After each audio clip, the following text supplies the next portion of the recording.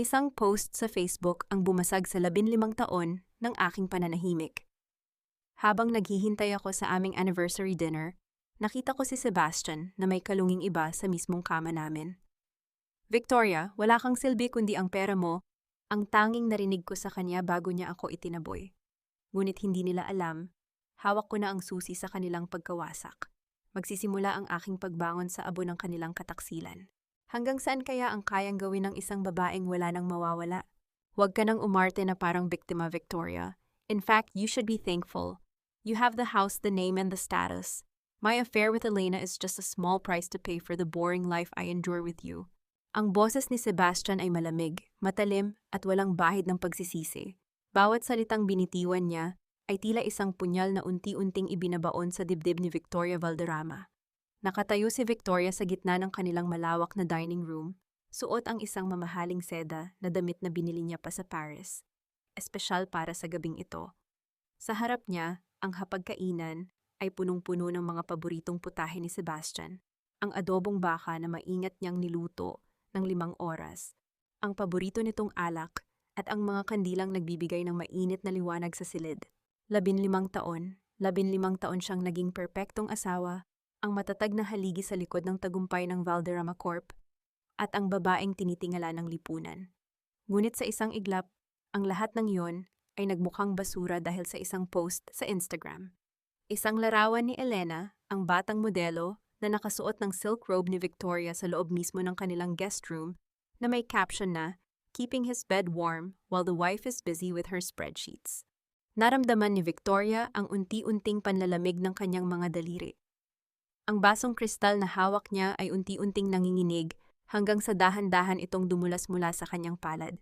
Hindi ito lumikha ng malakas na tunog sa makapal na karpet. Ngunit ang bawat patak ng pulang alak na humalik sa sahig ay tila dugo mula sa kanyang sariling puso. Pakiramdam niya ay may malaking nakabara sa kanyang lalamunan.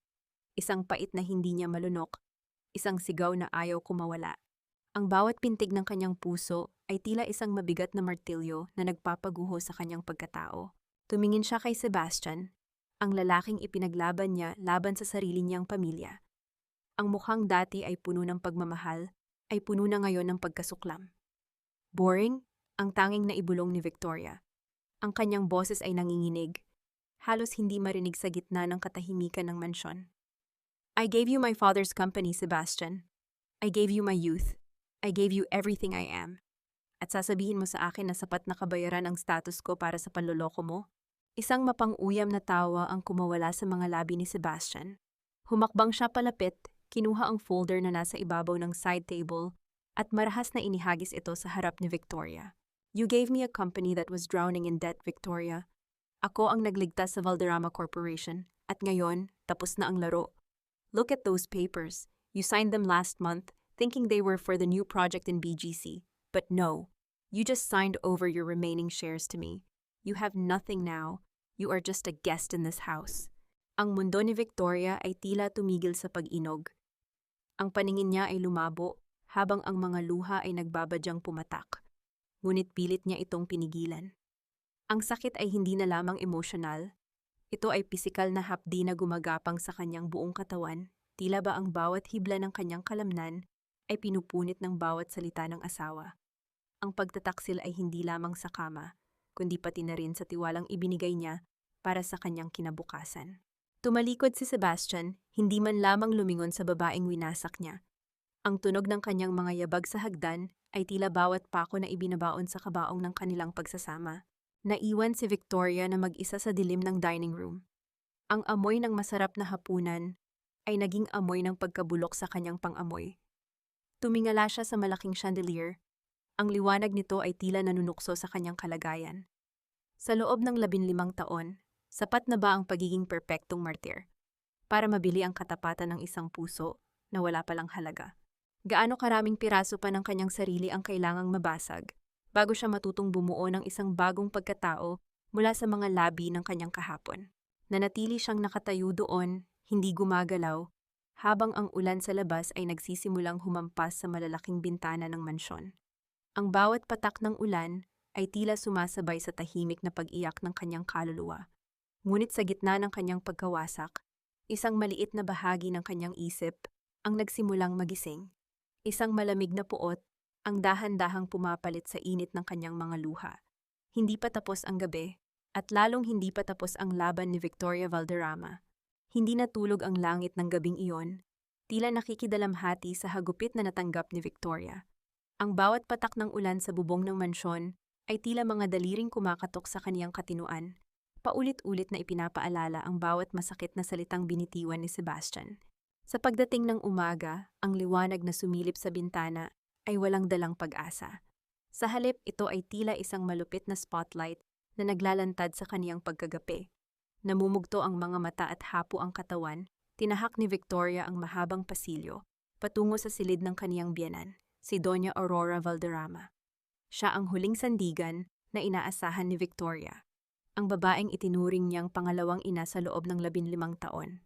Natagpuan niya ang matanda sa hardin, prenteng nakaupo habang umiinom ng tsaa, tila walang anumang bagyong nagdaan kagabi. Marahang lumapit si Victoria, ang kaniyang boses ay paos at puno ng pagsusumamo. Mama, alam niyo na po ba ang ginawa ni Sebastian? Ang post sa internet, niloloko niya po ako at kinuha niya ang mga shares ko sa kumpanya. Hindi man lamang nag-angat ng tingin si Doña Aurora. Ipinagpatuloy niya ang paghalo sa kanyang tsaa. Ang tunog ng kutsarang tumatama sa porselana ay tila isang babala sa gitna ng katahimikan. Nang sa wakas ay tumingin siya kay Victoria, walang bakas ng awa sa kaniyang mga mata. Sa halip, ang kaniyang mukha ay puno ng matinding pagkairita. Ayusin mo ang iyong sarili, Victoria. Nakakahiya sa mga katulong na nakakakita sa iyo na ganyan ang itsura. Look at you, para kang basahan na itinapon sa kalsada. Isang Valderrama ka, umakto ka ng naaayon sa iyong pangalan. Napatigagal si Victoria. Mama, ang anak niyo, may babae siya. Ipinahiya niya ako sa buong mundo at ninakawan niya ako. Ibinaba ni Doña Aurora ang kaniyang tasa ng may pinalidad. At ano ang gusto mong gawin ko? Mag-eskandalo?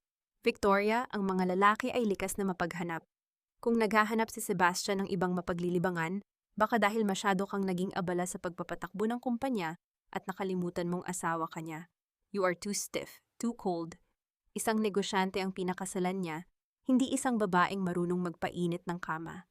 Ang bawat salita ay tila isang sampal na mas masakit pa kaysa sa pisikal na hagupit. Ang hiya, ang konsepto ng dangal na palaging ipinaglalaban ng mga Valderrama, ay naging isang madilim na bilangguan para kay Victoria.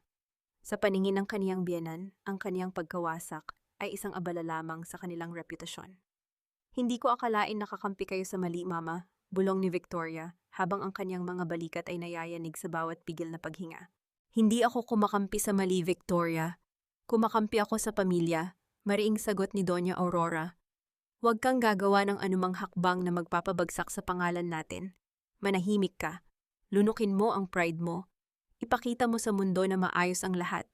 Iyan ang tungkulin mo bilang asawa. Tumayo ang matanda at tinalikuran si Victoria, ngunit bago siya tuluyang makaalis, huminto siya at lumingon ng bahagya.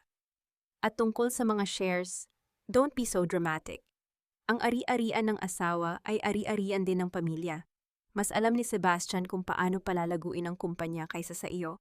Tanggapin mo na lang na kailangan mo na ring magpahinga. Naiwan si Victoria na nakatayo sa gitna ng hardin, napapaligiran ng mga mamahaling bulaklak, na tila nawalan na rin ng bango. Ang hapdi sa kanyang dibdib ay napalitan ng isang nakabibinging katahimikan. Ngayon ay malinaw na sa kanya. Hindi lamang si Sebastian ang kalaban niya. Ang buong pamilyang ito ay isang malaking bitag na dahan-dahang sumasakal sa kaniyang pagkatao. Habang pabalik sa kaniyang silid, narinig niya ang boses ni Sebastian mula sa kabilang silid. Tumatawa habang may kausap sa telepono. Ang kaniyang tawa ay puno ng tagumpay.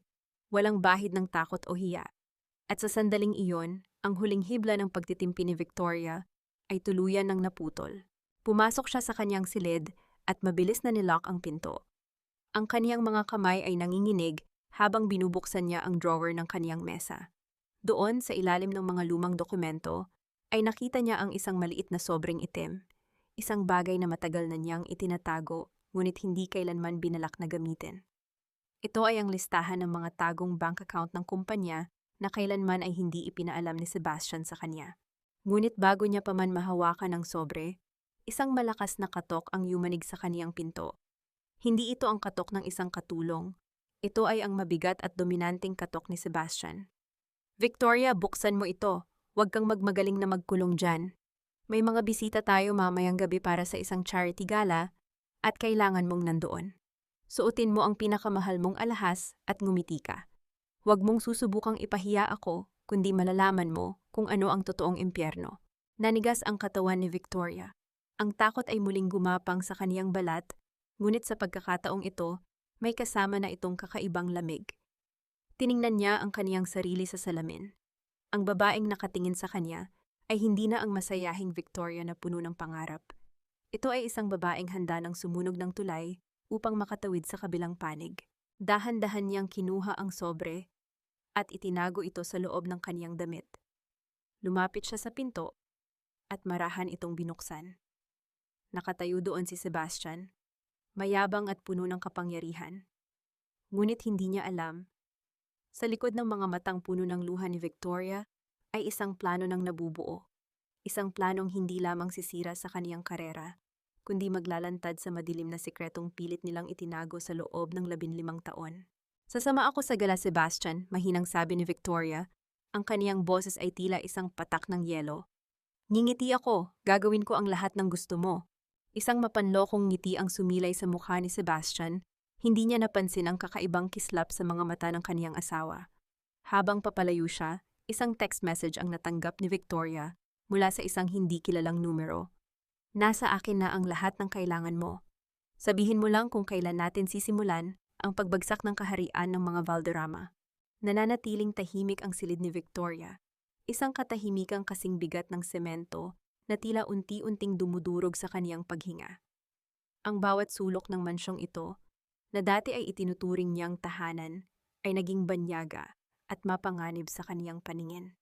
Nakaupo siya sa gilid ng kaniyang kama, nakatitig sa kawalan, habang ang kaniyang mga kamay ay mahigpit na nakakapit sa gilid ng kutsyon hanggang sa mamuti ang kaniyang mga kuko. Isang dahan-dahang pagpihit ng doorknob ang bumasag sa katahimikan. Walang malakas na tunog, kundi ang banayad na pagbukas ng pinto na sinundan ng marahang yabag ng mga paa sa makintab na sahig.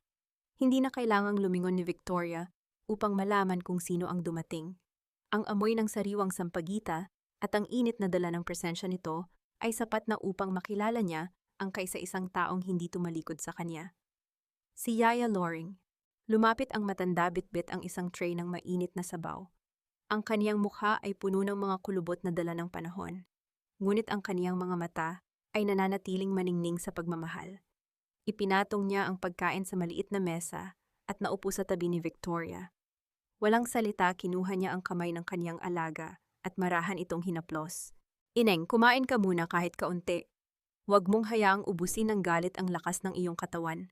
Malambot na pakiusap ni Yaya Loring. Ang kaniyang boses ay tila isang mainit na kumot sa gitna ng nagyayelong gabi. Doon lamang bumigay si Victoria.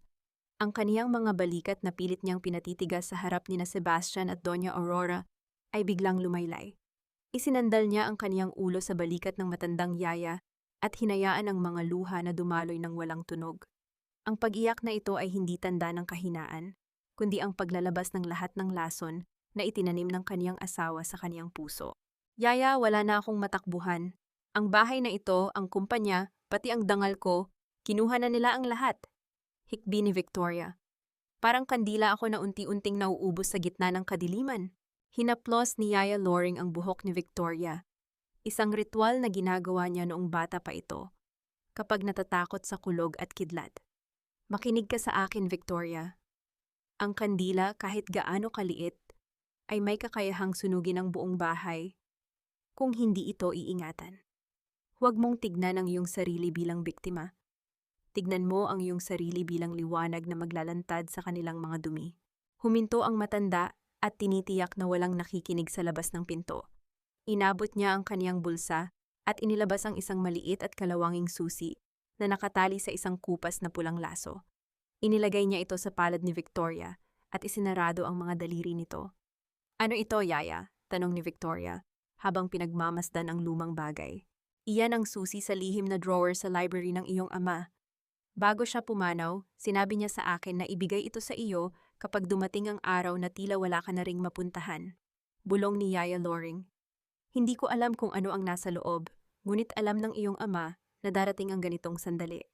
Si Sebastian. Matagal na niyang alam ang tunay na kulay ng lalaking iyan, Victoria. Ngunit mas pinili niyang protektahan ka hanggang sa huli niyang hininga. Nabuhay ang isang kislap ng pag-asa sa mga mata ni Victoria. Ang susi ay malamig sa kaniyang palad. Ngunit ang init na dala nito sa kaniyang puso ay hindi mapapantayan. Naalala niya ang kaniyang ama, ang tanging tao na tunay na naniwala sa kaniyang kakayahan. Sa loob ng maraming taon, inakala ni Victoria na ang kaniyang ama ay pumanaw ng may tiwala kay Sebastian. Ngunit mukhang may iniwan itong sandata para sa kaniya. Salamat, Yaya. Salamat sa hindi pag-iwan sa akin, sabi ni Victoria habang pinapahid ang kaniyang mga luha. Hinding-hindi kita iiwan, Ineng. Ngunit kailangan mong maging matatag. Sa charity gala mamaya, isuot mo ang iyong pinakamagandang mukha. Hayaan mong isipin nila na talo ka na. Dahil ang kalaban na nagkukunwaring mahina ang pinakamapanganib sa lahat. Nang umalis si Yaya Loring, nanatili si Victoria sa tapat ng kaniyang salamin. Kinuha niya ang lipstick na kulay dugo at marahang ipinahid sa kaniyang mga labi. Ang kaniyang reflection ay hindi na ang nagdadalamhating asawa. Ang kaniyang mga mata ay malamig na ngayon, kasing talim ng mga kristal na basong nabasag kagabi. Dahan-dahan niyang itinago ang susi sa loob ng kaniyang locket. Alam niyang binabantayan ni Sebastian ang bawat galaw niya, kaya kailangan niyang maging maingat. Kailangan niyang makahanap ng paraan upang makapasok sa library nang hindi napapansin. Habang naghahanda para sa gala, narinig niya ang boses ni Sebastian sa labas. Nag-uutos sa mga katulong na ihanda ang kaniyang sasakyan. Isang mapait na ngiti ang sumilay sa mga labi ni Victoria. Akala ni Sebastian ay nakuha na niya ang lahat ng alas.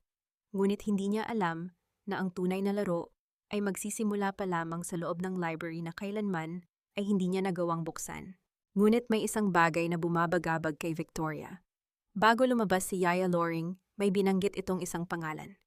Isang pangalan na matagal nang ibinaon sa limot ng mga Valderrama. Isang pangalan na maaring maging susi sa kaniyang kaligtasan o ang magiging mitya ng kaniyang tuluyang pagkasira. Sino ang taong tinutukoy ng kaniyang ama? At bakit tila natatakot si Yaya Loring na banggitin ito ng malakas? Ang hangin sa loob ng silid ay biglang lumamig at sa kabila ng liwanag ng mga ilaw, tila may mga aninong nagsimulang gumalaw sa kaniyang paligid. Ang gabi ng charity gala ay hindi lamang magiging gabi ng pagpapakitang tao. Ito ang magiging unang hakbang ni Victoria patungo sa Kanfang Sutat na wawasak sa lahat. Ang bawat hakbang ni Victoria patungo sa silid-aklatan ng kaniyang ama ay tila paglakad sa ibabaw ng mga bubog. Maingat, tahimik at puno ng kaba. Alam niyang sa mga sandaling ito, abala si Sebastian sa pag-aayos ng kaniyang tuxedo sa kabilang silid, habang si Doña Aurora naman ay tinitiyak na perpekto ang bawat detalye ng kanilang pagdating sa gala. Ito na ang kaisa-isang pagkakataon na mayroon siya. Ang silid-aklatan ay madilim, ang mamimadilim. Tanging ang malamig na liwanag ng buwan na tumatagos sa malalaking bintana ang nagsisilbing gabay ni Victoria. Ang amoy ng lumang papel at ang pamilyar na bango ng tabako na paborito ng kaniyang ama ay tila yumayakap sa kanya. Nagbibigay ng lakas na akala niya ay tuluyan ng nawala. Dahan-dahan siyang lumapit sa malaking mesa na gawa sa mahogany, ang trono ng kaniyang ama noong nabubuhay pa ito. Gamit ang nanginginig na mga daliri, kinapa niya ang ilalim ng gitnang drawer hanggang sa matagpuan niya ang isang maliit at halos hindi mapansing butas. Isinuot niya ang susi mula kay Yaya Loring. Ang marahang pagpihit ng susi sa loob ng lumang kandado ay lumikha ng isang banayad na hininga. Tila ba isang lihim na matagal nang ikinulong ang sa wakas ay nabigyan ng laya. Bumukas ang isang maliit na bahagi ng mesa at doon ay nakita niya ang isang makapal na tala-arawan na may itim na pabalat. Ang unang pahina ay may sulat kamay ng kaniyang ama, mga titik na tila sumasamo mula sa hukay. Para sa aking nag-iisang bituin, Victoria, basa niya sa kaniyang isipan, habang ang unang patak ng luha ay humalik sa papel. Kung binabasa mo ito, ibig sabihin ay dumating na ang kinatatakutan ko. Patawarin mo ako, anak, kung naging mahina ako. Noong una pa lamang, alam ko nang ang ambisyon ni Sebastian ay higit pa sa kaniyang pagmamahal sa iyo. Ngunit nakita ko ang iyong ngiti, at hindi ko kayang nakawin ang iyong kaligayahan. Habang binubuklat ni Victoria ang bawat pahina, ang kaniyang puso ay tila pinipiga ng isang malupit na kamay. Ang tala-arawan ay hindi lamang listahan ng mga alaala. Ito ay isang kronikulo ng panlilinlang ni Sebastian. Nakasulat doon ang mga petsa at halaga ng perang unti-unting kinuha ni Sebastian mula sa pondo ng pamilya Valderrama bago pa man mamatay ang kaniyang ama. Ginamit ito ni Sebastian upang bayaran ang mga utang sa sugal ng kaniyang sariling pamilya at upang itayo ang mga kumpanyang dummy na ngayon ay kumokontrol sa kanilang ari-arian. Ngunit ang pinakamasakit na bahagi ay ang huling entry na isinulat ilang araw bago ang atake sa puso ng kaniyang ama. Nalaman ko na ang lahat. Binantaan ako ni Sebastian. Sinabi niya na kung susubukan ko siyang ilantad, sisiguraduhin niyang mawawala ang lahat sa iyo. Ang iyong pangalan, ang iyong dangal, at ang iyong kinabukasan. Ginagawa ko ito upang protektahan ka, Victoria. May iniwan akong ebidensya sa aking dating abogado, si Attorney Dante Alcantara. Siya ang tanging taong maaari mong pagkatiwalaan. Tawagan mo siya sa numerong ito kapag handa ka nang bawiin ang nararapat sa iyo. Napasinghap si Victoria. Si Dante Alcantara, ang kaisa-isang lalaking minahal niya bago dumating si Sebastian, ang lalaking pinilit niyang kalimutan dahil sa utos ng kaniyang ama at sa paninira ni Sebastian. Hindi pala ito galit sa kaniya. Pilit lamang silang pinaghiwalay upang walang makapigil sa mga plano ni Sebastian. Biglang bumukas ang pinto ng silid-aklatan na lumikha ng isang mahabang anino sa sahig. Mabilis na isinarado ni Victoria ang tala-arawan at itinago ito sa ilalim ng kaniyang gown, kasabay ng mabilis na pagtibok ng kaniyang puso na tila gustong kumawala sa kaniyang dibdib. Victoria, anong ginagawa mo rito sa dilim? Ang boses ni Sebastian ay puno ng hinala. Humakbang siya palapit, ang kaniyang mga mata ay tila mga laser na sinusuri ang bawat galaw ng asawa. Ang liwanag mula sa pasilyo ay nagbigay ng isang nakakatakot na anyo sa kaniyang mukha. Namimiss ko lang si Papa Sebastian, sagot ni Victoria. Pilit na pinatitibay ang kaniyang boses, kahit na ang kaniyang mga binti ay tila naging jelly. Naghahanap lang ako ng kaunting lakas bago tayo pumunta sa gala. Alam mong hindi ko gusto ang mga ganitong okasyon pagkatapos ng lahat. Lumapit si Sebastian at hinawakan ng mahigpit ang braso ni Victoria. Ang kaniyang hawak ay hindi mapagmahal. Ito ay isang hawak ng pagmamay-ari at pagbabanta. Wala na ang iyong ama, Victoria. Ako na ang iyong lakas ngayon.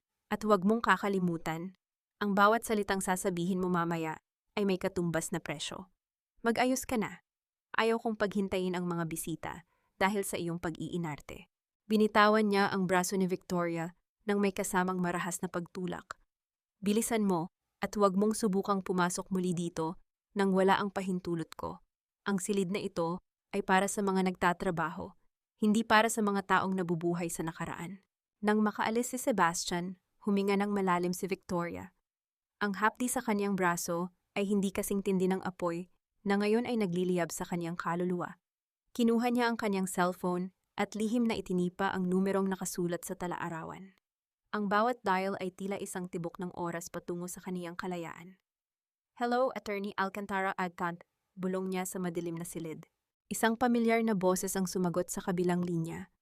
Isang boses na nagdala ng libu-libong alaala ng isang buhay na ninakaw sa kanya. Victoria, isasagawa na ba natin ang plano? Isang mapait na ngiti ang sumilay sa mga labi ni Victoria habang nakatingin siya sa kanyang refleksyon sa madilim na bintana. Ang gabi ng gala ay hindi na lamang isang gabi ng pagpapanggap. Ito ang gabi kung saan ang biktima ay magsisimulang maging isang mangangaso. Oh Dante, handa na ako.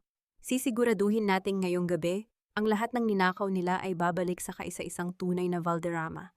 Ngunit sa labas ng pinto, isang pares ng mga mata ang nakatingin sa kanya sa pagitan ng siwang.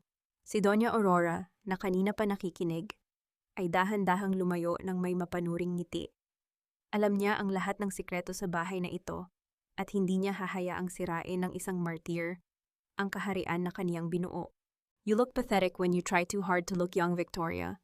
Wear the emeralds. Mas bagay iyan sa tanda mo kaysa sa youthful glow ni Elena. Ang bawat salita ni Sebastian ay tila isang malamig na buhos ng tubig sa gitna ng paghahanda ni Victoria. Nakatayo siya sa tapat ng malaking salamin, suot ang isang itim na gown na tila isang baluti ng pagluluksa sa gitna ng karangyaan. Habang sinasabi ni Sebastian ang mga katagang iyon, maingat na inaayos ni Victoria ang kurbata ng asawa. Ang kurbatang siya mismo ang pumili at bumili bilang regalo sa unang promosyon nito, maraming taon na ang nakalilipas. Isang simpleng kilos ng pagmamahal na ngayon ay naging isang ritual ng pagtitiis. Naramdaman ni Victoria ang kaniyang dibdib na tila binibigti. Ang bawat hibla ng tela sa kaniyang mga daliri ay tila naging kasing talim ng mga patalim. Ngunit sa halip na sumagot, isang banayad na ngiti lamang ang sumilay sa kaniyang mga labi. Isang maskara ng kapayapaan na itinayo niya sa ibabaw ng gumuguho niyang mundo. Ang hapdi ng kaniyang kalooban ay kaniyang ikinulong sa pinakamalalim na bahagi ng kaniyang pagkatao, gaya ng isang kandilang pilit na pinapanatiling nagniningas sa gitna ng malakas na hanging dala ng panlalait. Pasensya ka na, Sebastian. Tama ka, ang Esmeralda ang magbibigay ng kulay sa aking pagod na mukha. Mahinang sagot ni Victoria. Ang kaniyang boses ay tila isang mahinahong daloy ng tubig sa ilalim ng tulay na malapit ng gumuho. Hindi na malaya ni Sebastian ang mapait na kahulugan sa likod ng mga salita ng asawa. Para sa kanya, ang katahimikan ni Victoria ay tanda ng pagsuko. Inayos niya ang kaniyang tuxedo at tiningnan ang kaniyang sarili sa salamin nang may labis na paghanga. Mabuti at alam mo ang iyong lugar. Huwag mong kakalimutan na mamaya sa gala, ikaw ang asawa ng CEO ng Valderrama Corporation. Smile, act like you're the happiest woman alive, kahit na alam nating dalawa ang katotohanan. Nang lumabas si Sebastian sa silid, naiwan si Victoria na tila isang estatwang bato sa tapat ng salamin. Ang bigat ng mga hiyas sa kaniyang leeg ay tila mga kadenang bakal na humihila sa kanya pababa sa kailaliman ng dagat. Hanggang kailan? Hanggang kailan mo titiisin ang hapdi ng pagkukunwari bago tuluyang lamunin ng dilim ang iyong kaluluwa? Lumabas siya ng silid at sinalubong ni Doña Aurora sa pasilyo. Ang matanda ay nakasuot ng terno na kasing talim ng kaniyang mga titig. Victoria, siguruhin mong hindi ka magkakalat mamaya. Nakita ko ang iyong pakikipag-usap sa library kanina. Kung sino man ang tinatawagan mo, siguraduhin mong hindi iyon makakasira sa plano ni Sebastian. Wala kayong dapat ipag-alala, Mama, sagot ni Victoria, habang naglalakad sila patungo sa naghihintay na sasakyan. Ang lahat ng ginagawa ko ay para sa kapakanan ng pamilya. Sa loob ng sasakyan, ang katahimikan ay tila isang buhay na nilalang na sumasakal sa kanilang tatlo. Paulit-ulit na tumutunog ang cellphone ni Sebastian. Mga text message mula kay Elena na nagpapadala ng mga halik at panunukso. Hindi na ito itinatago ni Sebastian. Sa katunayan, tila kinatutuwaan pa niyang makitang nababasa ito ni Victoria. Ang bawat tunog ng notification ay tila isang patak ng asidong tumatama sa balat ni Victoria. Ngunit nanatili siyang nakatingin sa labas ng bintana, pinagmamasdan ang mga ilaw ng lungsod na tila mga bituing nalaglag sa putikan. Pagdating sa hotel, kung saan gaganapin ang gala, sinalubong sila ng mga kislap ng kamera at ang mapanuring mga mata ng alta sosyedad ng Manila. Ang bawat pagbati at ngiti ng mga bisita ay tila mga kutsarang humuhukay sa sugat ni Victoria. Nararamdaman niya ang mga bulong sa kaniyang paligid, ang mga sulyap ng awa at ang mga lihim na tawa ng mga taong nakakita sa post ni Elena. Ngunit sa gitna ng karamihan, isang pamilyar na anino ang kumuha ng kaniyang atensyon. Sa isang madilim na sulok ng ballroom, nakatayo ang isang lalaking may tindig na hindi kailanman nagbago sa paglipas ng panahon. Si Dante Alcantara. Hawak nito ang isang baso ng alak at nang magtama ang kanilang mga mata, marahan itong tumango, isang senyales na ang lahat ay handa na. Isang matinding kaba ang yumanig sa kalamnan ni Victoria. Ito na ang simula. Ang maskara ng pagiging perpektong asawa ay unti-unti nang natituklap. Sa bawat hakbang niya sa ibabaw ng pulang carpet, nararamdaman niya ang kapangyarihang dahan-dahang bumabalik sa kaniyang mga kamay. Sebastian, bulong ni Victoria habang nakakapit sa braso ng asawa sa harap ng mga mamamahayag. Sana ay maging handa ka sa sorpresang inihanda ko para sa gabing ito. Lumingon si Sebastian ng may pagtataka. Ngunit bago pa siya makapagsalita, isang malakas na anunsyo mula sa stage ang bumasag sa kanilang pag-uusap. Ang spotlight ay tumama sa gitna ng silid at doon, sa harap ng lahat, ay nakatayo si Elena. Suot ang isang damit na kasing gara ng kay Victoria, tila ipinapakita sa lahat kung sino ang tunay na reyna sa puso ng CEO. Mayang mga bulungan ay naging mas malakas. Ang hiya na kinatatakutan ni Doña Aurora ay tuluyan ng sumabog sa harap ng lahat. Ngunit sa halip na tumakbo o umiyak, si Victoria ay huminga ng malalim. Ang kaniyang mga mata ay hindi na naghahanap ng awa. Ang mga ito ay nagliliyab na ngayon sa determinasyon. Ano ang gagawin ni Victoria sa harap ng harap-harapang pambabastos ng kaniyang asawa at ng kirida nito? At ano ang nakatagong mensahe sa likod ng pagtango ni Dante sa gitna ng kadiliman? Siguro naman, Victoria, hindi mo mamasamain kung pareho tayo ng kulay ng gown. Trend naman ngayon ang twinning, di ba? Besides, red looks more vibrant on someone with younger blood. Ang boses ni Elena ay matinis, parang huni ng isang insekto na pilit nangingibabaw sa marangyang tugtugan ng orkestra sa loob ng ballroom. Nakatayo siya sa harap ni Victoria, may hawak na baso ng champagne, at ang kaniyang pulang gown ay tila isang bukas na sugat sa gitna ng karamihan. Sa bawat salitang lumalabas sa kaniyang mga labi, damang-dama ni Victoria ang bawat patak ng lason na pilit nitong ibinabaon sa kaniyang pagkatao. Hindi kumibo si Victoria. Ang kaniyang mga kamay ay mahigpit na nakakapit sa kaniyang clutch bag, sapat na upang maramdaman niya ang matitigas na kanto ng locket kung saan nakatago ang susi ng kaniyang ama. Ang bawat pintig ng kaniyang puso ay tila isang mabigat na tambol na sumasabay sa kaniyang paghinga. Tumingin siya kay Sebastian na ngayon ay nakatayo sa tabi ni Elena. Ang kaniyang kamay ay prenteng nakapatong sa bewang ng kaniyang kirida sa harap ng lahat ng kanilang mga business partners. Elena is just being playful, Victoria. Don't be such a killjoy, sabi ni Sebastian nang walang kabahala-bahala. Ang kaniyang mga mata ay walang bakas ng pagkilala sa babaeng 15 taon niyang nakasama sa hirap at ginhawa. Isang dahan-dahang pagyuko ng ulo ang itinugon ni Victoria. Isang mapait na ngiti ang sumilay sa kaniyang mga labi. Isang ngiti na tanging ang mga taong nawalan na ng lahat ang makakaunawa. Of course, Sebastian, hayaan nating magsaya ang lahat. Kung yan ang ikaliligaya mo, sino ba naman ako para humadlang? Sa likod ng kaniyang maskara ng pagiging martyr, unti-unting naglalakad palayo si Victoria. Tinahak niya ang pasilyo patungo sa hindi mataong bahagi ng hotel. Ang bawat hakbang niya sa ibabaw ng makapal na karpet ay tila pagtakas mula sa isang impyernong gawa sa ginto at kristal. Nang masiguro niyang walang nakakakita, pumasok siya sa isang maliit na balcony na napapaligiran ng malalabay na halaman. Doon, sa gitna ng dilim, naghihintay ang isang anino. Lahat ka na yata ng 5 minuto, Victoria. Akala ko ay tuluyan ka na nilang ikinulong sa loob ng kanilang kasinungalingan. Ang boses ni Dante Alcantara ay mababa, puno ng awtoridad, ngunit may halong pag-aalala. Lumabas siya mula sa dilim, at sa ilalim ng liwanag ng buwan, nakita ni Victoria ang mukha ng lalaking dati ay naging kaisa-isa niyang pangarap. Ang kaniyang presensya ay tila isang angkla sa gitna ng nagngangalit na bagyo sa buhay ni Victoria. Mahirap maging invisible detective kung ang lahat ng mata ay nakatuon sa iyong pagkawasak, Dante, bulong ni Victoria. Ang kaniyang tinig ay nanginginig, hindi dahil sa takot, kundi dahil sa bigat ng emosyong pilit niyang itinatago. Inabot ni Dante ang isang maliit na folder na kulay itim. Ang bawat pagdampi ng kanilang mga daliri ay tila isang kuryenteng gumising sa mga ala-alang matagal nang ibinaon ni Victoria. Nahanap ko na ang hinahanap mo, si Sebastian, hindi lang siya ng bababae.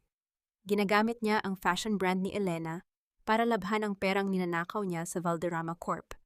Ang bawat gown na suot ng babaeng iyan, bawat alahas, lahat iyan ay binili gamit ang dugong pinuhunan ng iyong ama. Binuksan ni Victoria ang folder sa ilalim ng malamig na liwanag ng buwan. Ang mga numero, mga pirma, at mga dokumentong digital ay tila mga aninong nagsasayaw sa kaniyang paningin. Doon niya nakita ang katotohanan. Ang kaniyang asawa ay hindi lamang taksil.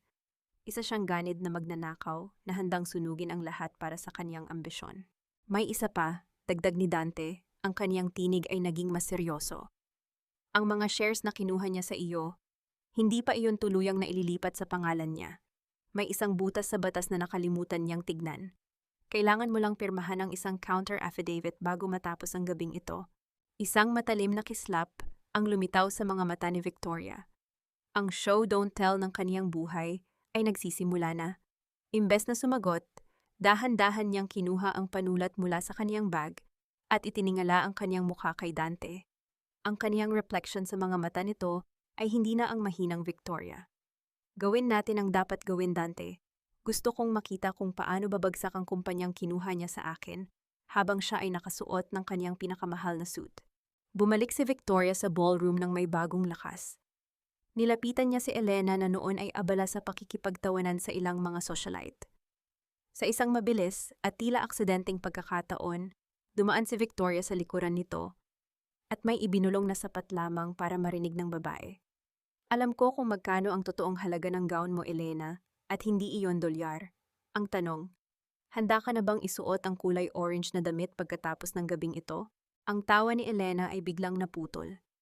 Ang kaniyang mukha ay nawalan ng kulay, tila isang pinturang nabasa ng ulan. Lumingon siya kay Sebastian, ngunit ang asawa ni Victoria ay abala na sa pakikipag-usap sa isang bagong investor. Hindi alam na ang pundasyon ng kaniyang kaharian ay nagsisimula na ring mabitak. Habang nagpapatuloy ang musika, naramdaman ni Victoria ang isang mahinang pagpindot sa kaniyang cellphone sa loob ng kaniyang bag. Isang mensahe mula sa Tam Tuvohin. Simulan na natin ang paglipat ng mga pondo. Bukas ng umaga wala nang makikilalang Sebastian Valderrama ang mundo ng negosyo.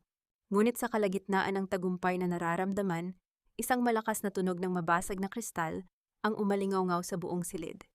Lahat ay napalingon. Nakatayo si Sebastian sa gitna. Ang kaniyang mukha ay maputla habang nakatingin sa kaniyang sariling cellphone. Ang kaniyang mga mata ay unti-unting lumingon kay Victoria.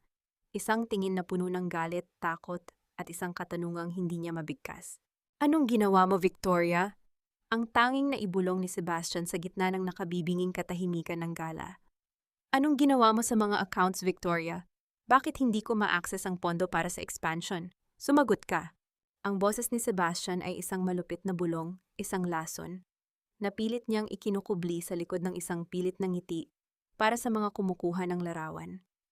Ang kaniyang mga mata ay nanlilisik, tila mga baga na nagbabagang handang sunugin ang kahit na anong humarang sa kaniyang dinadaanan. Habang hawak niya ng mahigpit ang braso ni Victoria, nararamdaman ng babae ang panginginig ng mga kamay ng kaniyang asawa, hindi dahil sa takot, kundi dahil sa matinding pagngangalit ng isang diktador na nawawalan ng kontrol. Sa gitna ng marangyang ballroom, ang mga ilaw ay tila naging masyadong maliwanag, masyadong mapanghusga. Ang bawat kislap ng mga diamante at ang bawat tawa ng mga bisita ay tila naging isang malabong ingay sa pandinig ni Victoria. Nanatili siyang nakatayo ng matuwid. Ang kaniyang likod ay tila isang kuta na hindi matitinag ng kahit na anong bagyo. Ang kaniyang mukha ay nanatiling kalmado, isang maskara ng kapayapaan na lalong nagpapakulo sa dugo ni Sebastian. Sebastian, dahan-dahan, maraming nakatingin, mahinang sagot ni Victoria. Ang kaniyang tinig ay tila isang malamig na simoy ng hangin sa gitna ng naglalagablab na apoy. Ang pag-akses sa pondo ay nangangailangan ng pirma ng tunay na may-ari. Hindi ba't yun ang itinuro mo sa akin? Na sa mundo ng negosyo, ang dokumento ay mas makapangyarihan kaysa sa salita. Isang marahas na paghinga ang kumawala kay Sebastian. Akma sana siyang magsasalita nang biglang sumulpot si Elena sa kaniyang tabi. Ang mukha nito ay puno ng pagkukunwari at pilit na pag-aalala. Sebastian, honey, is there a problem? Bakit parang stressed ka? Victoria, if you did something to hurt Sebastian's business, napaka-selfish mo naman. Hindi mo ba iniisip ang reputasyon ng pamilya? Ang maarteng sabi ni Elna. Ang bawat salita niya ay tila isang patak ng asido, pilit na ginagawang biktima ang kaniyang sarili sa harap ng mga taong nagsisimula ng magbulungan. Bago pa makasagot si Victoria, lumapit na rin si Doña Aurora. Ang kaniyang presensya ay tila isang madilim na ulap na lumukob sa kanilang apat. Ang kaniyang mga mata ay kasing lamig ng yelo habang nakatingin kay Victoria. Victoria, follow me to the powder room. Ngayon din, Sebastian, ayusin mo ang iyong sarili at bumalik ka sa mga investors. Huwag ninyong hayaan na maging usap-usapan ang gabing ito ng mga hamak na tsismosa. Ang utos ni Doña Aurora na may kasamang pinalidad. Sa loob ng tahimik at marangyang powder room, ang amoy ng mamahaling pabango ay tila naging nakakasuffocate. Hinarap ni Doña Aurora si Victoria, ang kaniyang mukha ay tila isang porselanang malapit ng mabasag sa galit. Anong laro ito, Victoria? Akala ko ba ay nagkaintindihan na tayo? Ang tungkulin mo ay protektahan ang pangalan ng mga Valderrama, hindi ang hilaan ito pababa. Ang pangalan ng mga Valderrama o ang yaman na kinuha ninyo sa aking ama, Mama? Matapang na sagot ni Victoria. Ang kaniyang boses ay hindi na nanginginig. Sa unang pagkakataon sa loob ng 15 taon, naramdaman niya ang tunay na layas sa kaniyang boses. Ang hiya na sinasabi ninyo ay wala na sa akin. Dahil ang totoong nakakahiya ay ang manatiling bulag sa katotohanang ang kaisa-isa ninyong anak ay isang magnanakaw at taksil. Isang malakas na sampal ang dapat sana ay tatama sa mukha ni Victoria, ngunit mabilis niyang nahawakan ang kamay ng kaniyang biyenan. Ang kanilang mga mata ay nagtagpo. Ang isa ay puno ng lumang puot, at ang isa naman ay puno ng bagong lakas. Huwag niyo na muling susubukan na saktan ako, Doña Aurora, bulong ni Victoria. Dahil sa sandaling bumukas ang pintong ito, ang buong mundo ay malalaman kung paano ninyo itinago ang mga krimen ni Sebastian. Ang gala na ito ay hindi para sa charity. Ito ang magiging libing ng inyong dangal. Dahan-dahang binitawan ni Victoria ang kamay ng matanda at lumabas siya ng silid ng may taas noo. Pagbalik niya sa ballroom, ang musika ay tila naging mas malakas. Nakita niya si Sebastian na pilit na nakikipagtawanan sa mga investors. Ngunit ang kaniyang mga mata ay balisa, paulit-ulit na tumitingin sa kaniyang relo. Sa kabilang dako, nakita ni Victoria si Dante. Nakatayo ito sa itaas ng balkonahe, dahan-dahang itinaas ang kaniyang baso bilang pagpupugay. Isang maliit na signal na ang ikalawang bahagi ng plano ay nagsisimula na. Biglang namatay ang mga ilaw sa buong ballroom. Isang kolektibong buntong hininga ng gulat ang umalingaw-ngaw sa silid. Sa malaking screen sa gitna ng stage, kung saan dapat ay ipakikita ang mga video ng charity work ng kumpanya, isang itim na background ang lumitaw. Isang mensahe ang dahan-dahang nabuo sa screen, sa wikang Tagalog na tago sa puso. Ang katotohanan ay hindi marunong manahimik.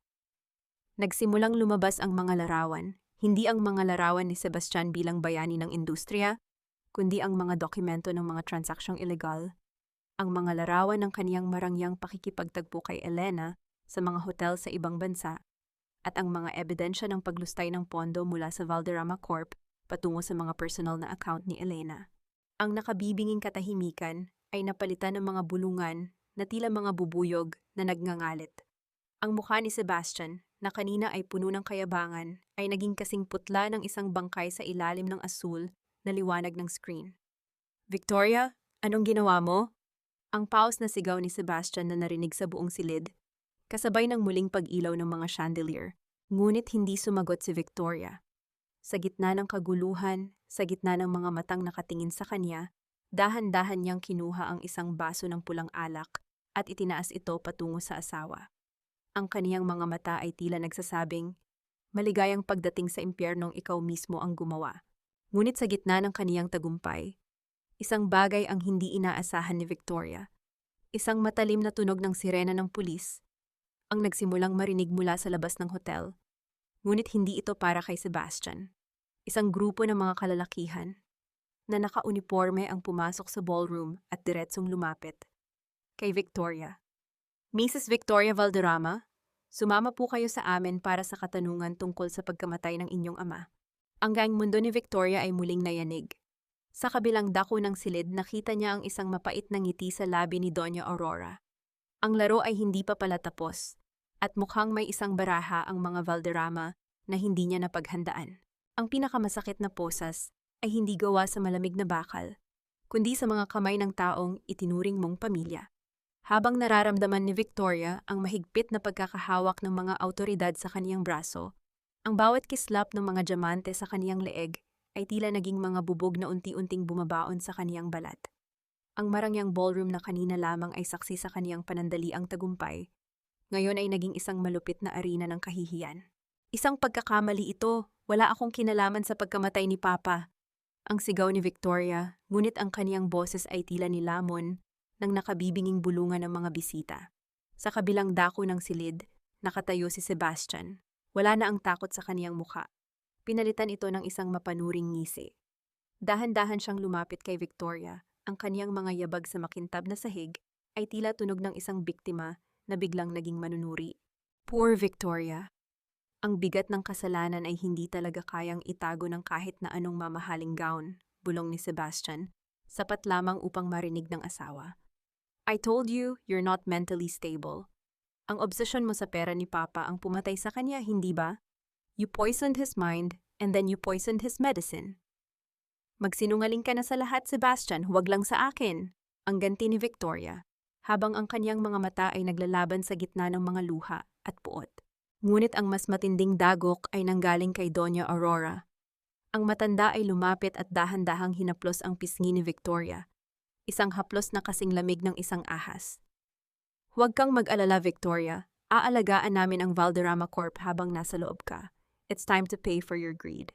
Habang inilalabas si Victoria sa hotel, ang bawat kislap ng kamera ng mga paparazzi ay tila mga latigo na humahampas sa kaniyang dangal.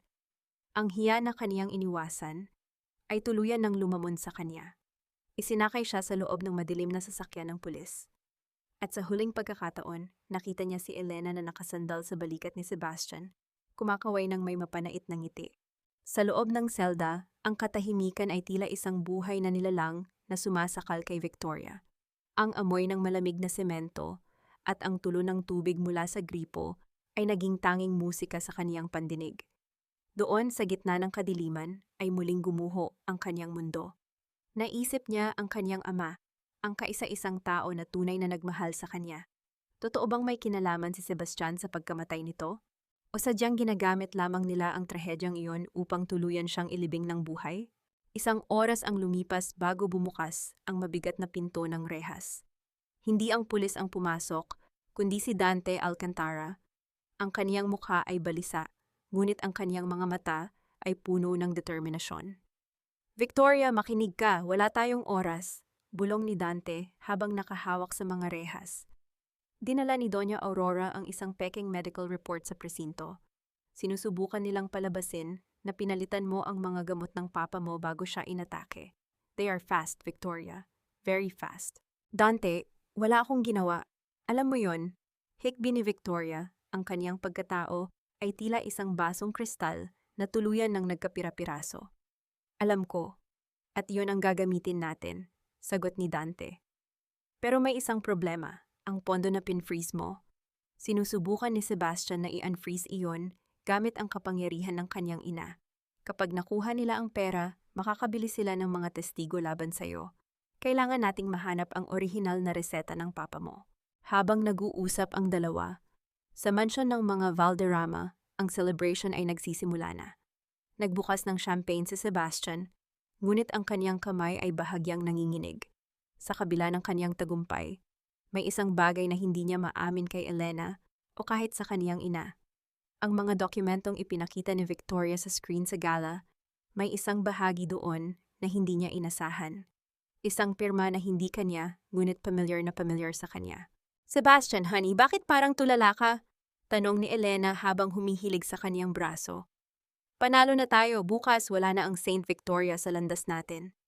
Elena, ang pirma sa transfer of funds, paos na sabi ni Sebastian. Hindi iyon galing sa account na alam ko. May ibang tao na gumagalaw sa likod ng kumpanya. Biglang bumukas ang pinto ng silid at pumasok si Doña Aurora, ang kaniyang mukha ay hindi na nagdiriwang. Hawak niya ang isang sulat na kakadating lang. Sebastian, ang boses ng matanda ay nanginginig sa takot. Ang bangko, hindi si Victoria ang nag-freeze ng accounts. Ang gobyerno ang nag-lock sa atin.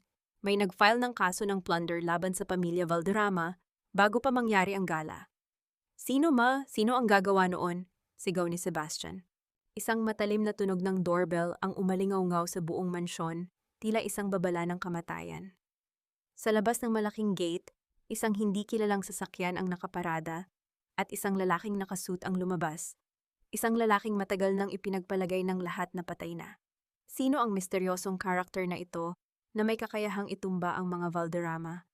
At sapat ba ang lakas ni Victoria sa loob ng kulungan upang harapin ang bagong bagyong ito? Ang malamig na sahig ng selda ay tila unti-unting sumisipsip sa natitirang init ng katawan ni Victoria. Sa bawat patak ng tubig na nagmumula sa luma at kinakalawang na tubo, nararamdaman niya ang bawat segundong ninanakaw sa kanyang buhay. Ngunit sa gitna ng kadiliman at amoy ng luma at basang semento, may isang bagay na nananatiling maliwanag sa kanyang isipan. Ang alaala ng kanyang ama na nagtuturo sa kanya kung paano magtanim ng mga rosas sa kanilang hardin noong siya ay bata pa. Ang tunay na ganda, Victoria, ay hindi nakikita sa talulot, kundi sa tibay ng ugat sa ilalim ng lupa, bulong ng kanyang alaala. Isang dahan-dahang paghinga ang kumawala sa kanyang mga labi, at sa kauna-unahang pagkakataon mula nang siya ay arestuhin, Naramdaman niya ang isang uri ng kapayapaan na hindi kayang tapatan ng kahit na anong ginto. Habang nagaganap ang tahimik na paglalakbay na ito, sa loob ng kulungan, ang sitwasyon sa labas ng mansyon ng mga Valderrama ay tila isang sumasabog na bulkan. Ang misteryosong lalaki sa harap ng gate ay dahan-dahang naglakad patungo sa pintuan. Ang kaniyang bawat hakbang ay may dalang bigat na tila yumanig sa pundasyon ng bahay. Nang bumukas ang pinto, ang liwanag mula sa loob ay tumama sa kaniyang mukha.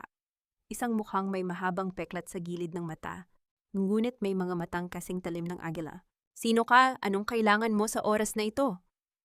Ang bulyaw ni Sebastian pilit na itinatago ang panginginig ng kaniyang boses sa likod ng kaniyang alak na hawak. Ang lalaki ay hindi agad sumagot.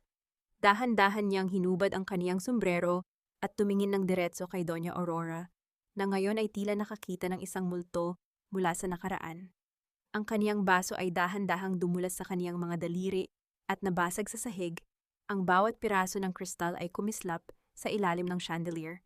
"Aurora, matagal na panahon na rin ang lumipas. Mukhang nakalimutan mo na ang mukha ng taong ipinakulong ninyo upang makuha ang lupain ng mga Valderrama." Ang boses ng lalaki ay malalim, tila galing sa ilalim ng lupa. "Ricardo?" Ang paos na bulong ni Doña Aurora. Ang kaniyang mukha ay nawalan ng kulay, naging kasing putla ng isang pader. "Hindi maaari. Patay ka na. Sinabi sa amin na namatay ka sa loob. Ang masamang damo, Aurora, ay mahirap mamatay. Lalo na kung ang ugat nito ay dinidilig ng pagnanais para sa katarungan," tugon ni Ricardo. Siya ang dating kapatid ng ama ni Victoria, ang tunay na tagapagmana na sadyang pinalayas. At sinira ang reputasyon ni na Doña Aurora at ng asawa nito. Maraming taon na ang nakalilipas. Hindi si Victoria ang nag-freeze ng inyong mga accounts. Ako ang gumawa niyan. At ang plunder case? Simula pa lamang iyan ang inyong pagbabayad. Sa loob ng selda, naganap ang isang golden moment. Napansin ni Victoria ang isang maliit na sapot ng gagamba sa sulok ng kaniyang rehas. Sa kabila ng dumi at dilim, ang gagamba ay matiyagang naghahabi ng kaniyang bahay, paulit-ulit na bumabalik kahit na itaboy ng hangin. Kinuha ni Victoria ang isang maliit na hibla ng sinulid mula sa kaniyang nasirang gown at maingat na itinali ito sa kaniyang daliri, isang simbolo ng kaniyang pangako sa sarili. Hindi siya susuko. Kung ang isang maliit na insekto ay kayang lumaban sa gitna ng bagyo, siya pa kaya na may dugong Valderrama? "Ineng, may bisita ka." Ang boses ng gwardya ay bumasag sa kaniyang pagmumuni-muni. Inakala ni Victoria na si Dante muli ang darating, ngunit laking gulat niya nang makita ang isang matandang babaeng nakatalukbong ng itim na belo. Nang alisin nito ang takip sa mukha, bumungad ang mukha ni Yaya Loring, ngunit ang kaniyang mga mata ay puno ng takot at pagmamadali. "Victoria, kailangang makaalis ka na rito sa lalong madaling panahon." Bulong ni Yaya Loring habang nakadikit ang mukha sa rehas. "Narinig ko ang usapan ni na Sebastian at ng kaniyang abogado. Plano nilang ilipat ka sa isang pasilidad sa probinsya kung saan wala nang makakakita sa iyo. Hindi sila titigil hanggat hindi ka nawawala ng tuluyan." "Yaya, paano? Wala akong magagawa rito sa loob," sagot ni Victoria, nararamdaman ang muling paggapang ng kaba sa kaniyang dibdib. "May iniwan ang papa mo na isang huling liham sa akin. Hindi ito tungkol sa pera, kundi tungkol sa katotohanan ng kaniyang pagkamatay," sabi ni Yaya Loring, sabay abot ng isang maliit na piraso ng papel na itinago niya sa loob ng kaniyang palad. "Basahin mo ito kapag mag-isa ka na. At tandaan mo, may darating na tutulong sa iyo. Isang taong may utang na loob sa iyong ama." Bago pa makapagsalita si Victoria, mabilis na lumayo si Yaya Loring nang makitang paparating ang isang opisyal ng pulis na kilalang malapit kay Sebastian. Naiwan si Victoria na hawak ang maliit na papel. Ang kaniyang puso ay tumitibok ng mabilis, gaya ng isang ibong nakakulong. Binuksan niya ang papel nang may nanginginig na mga kamay sa ilalim ng mahinang ilaw ng selda. Ang nakasulat doon ay hindi lamang isang mensahe, kundi isang lokasyon at isang pangalan na nagpabago sa lahat ng kaniyang paniniwala tungkol sa gabing pumanaw ang kaniyang ama. "Sebastian did not kill me, Victoria. It was someone you least expect.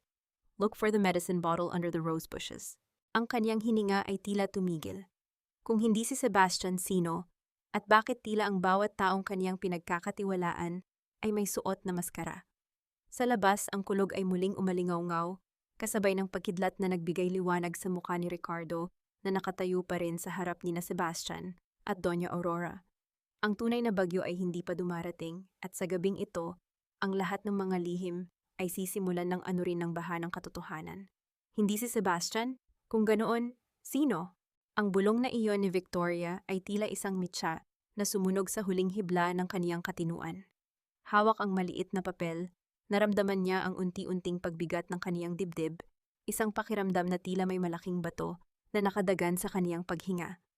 Ang bawat salitang isinulat ng kaniyang ama ay tila mga tinik na bumabaon sa kaniyang puso. Sa loob ng 15 taon, ang kaniyang galit, ang kaniyang paghihiganti, at ang kaniyang buong buhay ay nakatuon sa paniniwalang si Sebastian ang pumatay sa kaisa-isang tao na nagpahalaga sa kanya. Ngunit ngayon, sa gitna ng malamig na rehas, ang katotohanang iyon ay tila naging isang malupit na biro. Nanginginig ang kaniyang mga daliri habang itinatago niya ang papel sa loob ng kaniyang locket, kasama ang susi ng library. Ang kaniyang mga mata na dati ay puno ng determinasyon, ngayon ay puno ng nakalilitong takot. Kung hindi si Sebastian ang pumatay sa kaniyang ama, sino ang taong least expected na tinutukoy sa liham? Isang anino ng pagdududa ang nagsimulang lumukob sa kaniyang isipan at bawat mukhang kaniyang naaalala mula kay Doña Aurora hanggang sa mga katulong sa bahay ay tila nagkaroon ng madilim na kulay. Samantala, sa ilalim ng nagkikislapang chandelier ng mansyon ng mga Valderrama, ang hangin ay tila naging kasing talim ng mga kutsilyo. Nakatayo si Sebastian sa harap ni Ricardo. Ang kaniyang mukha ay puno ng pawis sa kabila ng lamig ng aircon. Ang kaniyang kamay na may hawak na baso ng alak ay patuloy na nayayanig, na nagiging sanhi ng maliliit na alon sa loob ng baso. What do you want, Ricardo? Pera? Pangalan? Sabihin mo lang, wag mo lang kaming guluhin. Ang bulyaw ni Sebastian, ang kaniyang boses ay tila isang asong naging agresibo dahil sa takot. Isang mapait at tuyot na tawa ang kumawala kay Ricardo.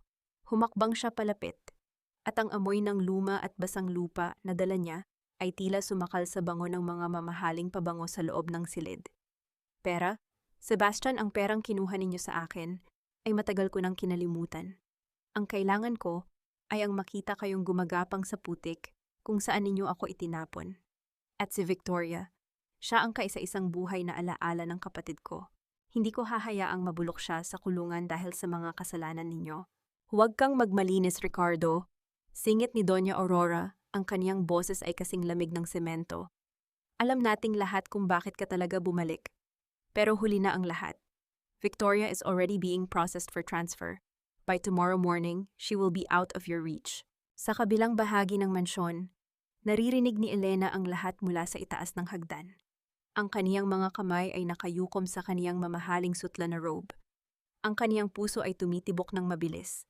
Hindi dahil sa awa kay Victoria, kundi dahil sa takot para sa kaniyang sariling kinabukasan. No, hindi ito maaari. Kapag bumagsak ang mga Valderrama, wala na rin akong kahit ano. Bulong niya sa kaniyang sarili. Isang balisang tingin ang ibinigay niya sa isang maliit na bote ng gamot na nakatago sa kaniyang bulsa. Isang boteng kinuha niya sa ilalim ng mga rosas noong gabi ng pagkamatay ng ama ni Victoria. Nabalik ang eksena sa loob ng presinto. Isang malakas na tunog ng pagpihit ng kandado ang umalingaw-ngaw sa pasilyo na sinundan ng mabibigat na yabag ng 2 opisyal. Pumasok sila sa selda ni Victoria nang walang pasabi. Mrs. Valderrama, tumayo ka na riyan. May order na ilipat ka sa Camp Texon para sa further investigation. Ngayon din, utos ng isang opisyal na may mukhang walang emosyon. Ngayon, pero gabi na. Nasaan ang abogado ko? Nasaan si Dante? Sigaw ni Victoria habang pilit siyang itinatayo ng mga pulis. Ang kaniyang puso ay tila gustong pumutok sa takot. Alam niyang ang paglilipat sa kanya sa gabi ay isang paraan upang mawala siya ng tuluyan, gaya ng babala ni Yaya Loring. Sa gitna ng kaguluhan, isang pamilyar na boses ang narinig mula sa entrance ng presinto. Bitawan niyo siya, ang transfer order na iyan ay illegal. Si Dante. Hingal na hingal siya, ang kaniyang tuxedo mula sa gala ay gusot-gusot na at may hawak siyang mga dokumento. Ngunit bago pa siya makalapit sa rehas, hinarangan siya ng 3 pang pulis. Isang tensyonado at marahas na paghaharap ang nagaganap sa pagitan ng mga awtoridad at ng kaisa-isang tagapagtanggol ni Victoria. Dante, tulungan mo ako. Ang huling sigaw ni Victoria bago siya tuluyang kinaladkad palabas sa likurang pinto ng presinto patungo sa isang itim na van na walang plaka. Habang umaandar ang van sa gitna ng madilim at maulang gabi, naiwan si Victoria na nakaposas. Ang kaniyang mukha ay nakadikit sa malamig na salamin ng bintana. Ang kaniyang isip ay lumilipad sa liham ng kaniyang ama. Sino ang least expected na pumatay dito? At bakit tila ang bawat segundong lumilipas ay mas inilalapit siya sa kanyang sariling kamatayan? Biglang huminto ang van sa gitna ng isang liblib na kalsada. Walang mga ilaw, tanging ang tunog ng ulan at ang huni ng mga kuliglig ang naririnig. Bumukas ang pinto ng van at isang anino ang pumasok, isang aninong hindi suot ang uniforme ng pulis, kundi isang pamilyar na itim na coat na madalas niyang makita sa loob ng mansyon. Isang malamig na dulo ng baril ang naramdaman ni Victoria sa kaniyang sentido. Patawad, Victoria, pero kailangan mong manahimik para sa ikabubuti naming lahat. Sino ang taong nasa loob ng van? At sapat ba ang ebidensyang nakatago sa locket ni Victoria upang iligtas ang kaniyang buhay bago pa man pumutok ang baril? Bakit ikaw pa, Mang Carding? Isang buhay ba ang kapalit ng lahat ng tulong na ibinigay ko sa pamilya mo sa loob ng 10 taon? Ang tinig ni Victoria ay hindi sumisigaw. Ito ay isang mahina at basag na bulong na halos malunod sa hagupit ng ulan sa bubong ng van. Ang malamig na dulo ng baril sa kaniyang sentido ay hindi kasing lamig ng kaniyang puso nang makilala niya ang lalaking nasa likod ng itim na coat. Si Mang Carding, ang driver na siya mismo ang nagpaaral sa mga anak, ang taong itinuring niyang bahagi ng kaniyang pamilya. Nanginginig ang mga kamay ni Mang Carding habang hawak ang sandata. Ang kaniyang mga mata, na dati ay puno ng paggalang, ngayon ay puno ng desperasyon at malalim na pagsisisi. Patawad, Ineng Victoria, patawad. Si Sir Sebastian, siya ang nagbayad sa operasyon ng anak ko noong nakaraang buwan. May utang na loob ako sa kanya. Sinabi niya na kung hindi ko ito gagawin, babawiin niya ang buhay ng anak ko. Naramdaman ni Victoria ang isang mapait na tawa na gustong kumawala sa kaniyang lalamunan. Ang utang na loob, ang konsepto na dapat ay nagbibigkis sa mga Pilipino sa kabutihan, ay ginamit ni Sebastian bilang isang madilim na kadena upang gawing mamamatay tao ang isang mabuting tao. Habang ang ulan ay patuloy na humahampas sa labas, tila bawat patak nito ay sumasabay sa pagkadurog ng huling pag-asa ni Victoria sa katapatan ng tao. Gawin mo na, Mang Carding, bulong ni Victoria, habang ipinipikit ang kaniyang mga mata. Isinandal niya ang kaniyang ulo sa dulo ng baril. Mas gusto ko pang mamatay sa kamay ng taong tinulungan ko, kaysa mabuhay sa mundong pinatatakbo ng mga halimaw na tulad ni Sebastian. Ngunit bago pa man makakalabit ni Mang Carding ang baril, isang nakabubulag na liwanag mula sa malalakas na headlight ang tumama sa loob ng van. Isang malakas na pagpreno ang naramdaman na naging sanhi ng pagkauntog ni Victoria sa bintana. Ang van ay napalibutan ng 3 itim na sasakyan, tila mga aninong lumitaw mula sa gitna ng bagyo. Bumukas ang pinto ng van at isang pamilyar na boses ang narinig sa gitna ng kaguluhan. Ibigay mo ang baril, Carding. Hindi mo kailangang maging bahagi ng kanilang kasalanan. Si Ricardo. Nakatayo siya sa gitna ng ulan, walang payong. Ang kaniyang itim na coat ay basang-basa na. Ang kaniyang presensya ay tila isang matandang punong nara na hindi natitinag ng kahit na anong lakas ng hangin. Dahan-dahang ibinaba ni Mang Carding ang kaniyang kamay habang ang kaniyang mga hikbi ay narinig na sa loob ng sasakyan. Ineng, patawad! Ang tanging nasabi ng matanda bago siya kinuha ng mga tauhan ni Ricardo. Dahan-dahang lumapit si Ricardo kay Victoria. Inalis niya ang kaniyang sariling coat at ibinalot ito sa nanginginig na katawan ng kaniyang pamangkin. Ang init na dala nito ay tila isang himala sa gitna ng nagyayelong gabi. Sa ilalim ng mahinang ilaw ng sasakyan, nakita ni Victoria ang mga mata ni Ricardo, mga matang kamukhang-kamukha ng sa kaniyang ama. Ligtas ka na, Victoria. Patawad kung ngayon lang ako dumating, bulong ni Ricardo. Ang kaniyang boses ay puno ng pagsisisi na tila bitbit niya sa loob ng maraming dekada. Isinakay si Victoria sa sasakyan ni Ricardo. Habang mabilis silang lumalayo sa madilim na kalsadang iyon, nanatiling tahimik si Victoria, nakatingin sa kaniyang mga kamay na may bahid pa rin ng dumi mula sa selda. Ang kaniyang locket ay mahigpit niyang hawak. Tila ito na lamang ang kaisa-isang bagay na nag-uugnay sa kaniya sa katotohanan. Bakit, Tito Ricardo? Bakit ngayon lang? Tanong ni Victoria Ang kaniyang boses ay tila isang tuyong dahon na madaling mapunit. Dahil ang kaaway na kinakaharap mo, Victoria, ay hindi lamang si Sebastian. Ang kumpanyang Valderrama ay itinayo sa ibabaw ng mga lihim na handang pumatay upang manatiling nakatago. Sagot ni Ricardo habang nakatingin sa daan. Ang iyong ama, hindi siya pumatay. Siya ang nagsakripisyo upang hindi ka madamay sa gulo ng nakaraan. Sino ang pumatay sa kanya? Ang direktang tanong ni Victoria. Tumitig si Ricardo sa kanya at sa sandaling iyon, naramdaman ni Victoria ang isang matinding takot. Ang taong pumatay sa iyong ama ay ang taong pinakamalapit sa kanya bago siya mawala. Isang taong hindi mo kailanman paghihinalaan dahil sa kaniyang maamong mukha. Samantala, sa mansyon, si Sebastian ay balisang naglalakad sa kaniyang study room. Kanina pa siya tumatawag kay Mang Carding, ngunit hindi ito sumasagot. Ang kaniyang cellphone ay muling tumunog.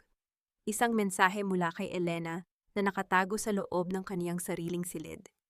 Sebastian, ang bote ng gamot, nawawala sa ilalim ng mga rosas. May kumuha nito. Nanigas ang katawan ni Sebastian.